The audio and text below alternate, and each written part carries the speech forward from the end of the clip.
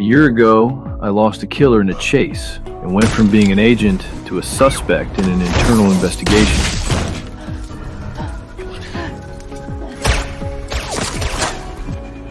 Out on the street. That day, I was on the subway when I suddenly noticed someone, completely covered up, place a backpack under his seat and then rush off the train. I went over to the black backpack, unzipped it, and saw the numbers of a countdown timer, like a death knell. With no time to hesitate, I pulled the emergency brake,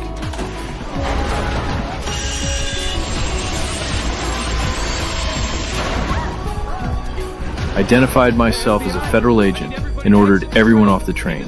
Hearing there was a bomb, the passengers descended into a panic.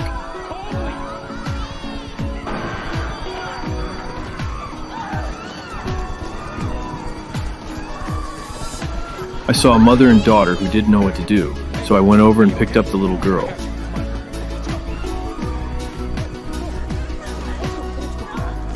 The bomb detonated just as I jumped from the train. The girl was mostly unharmed, thanks to my protection. At that moment, I saw a string of numbers in the distance, which would later become a major key to solving the case. A doctor's examination revealed I only had a mild concussion. Thankfully, because I found the bomb in time and evacuated the passengers, there were no fatalities. Just then, I spotted the man in black from the subway in the crowd of onlookers. Realizing he'd been made, he took off running. The concussion made the chase incredibly difficult. When I reached a secluded alley, the killer had vanished. As I was searching a dumpster, he attacked me from behind and tried to grab my gun. The concussion made it hard to fight back, but he wasn't going to subdue me that easily. During the struggle, I saw a snake tattoo on his body, another detail that would later be crucial in uncovering the truth. The killer was desperate to get away from me.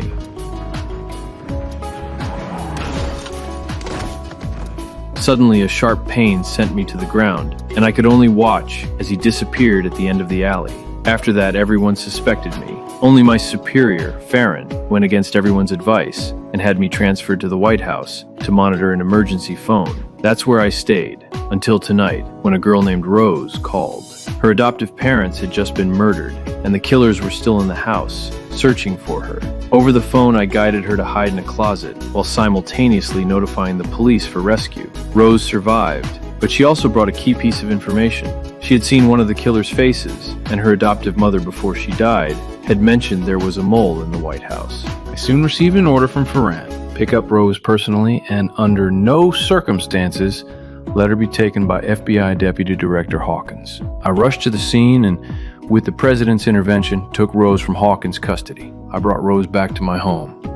To prevent tracking, I took her phone and installed security cameras in the house. There, Rose saw an old newspaper article about my father, a former agent who was later accused of being a traitor. As we were leaving, Rose grew suspicious of me after seeing my White House ID, but we were immediately attacked. The assailants called me a traitor, just like my father. After an intense car chase and shootout, I shook them and took Rose to a friend's safe house. There, Rose finally learned that her adoptive parents were agents and that she was caught in the middle of a massive conspiracy. That night, through my home security cameras, I saw an assassin break into my house. Rewinding the footage, I took a screenshot of the design on his ring. The next day, I took Rose to meet with Farron and Hawkins, but Rose, suspecting one of them was the mole, hid the fact that she had seen the killer's face. The meeting ended on a sour note. I placed Rose in a hotel under Secret Service protection. But when I went back the next day, the power in the hotel suddenly went out and all the agents had vanished. I knew it was a trap.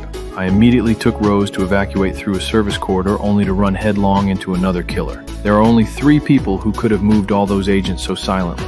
My superior Farron, Deputy Director Hawkins, and the Director of the Secret Service. One of those 3 has to be the mole.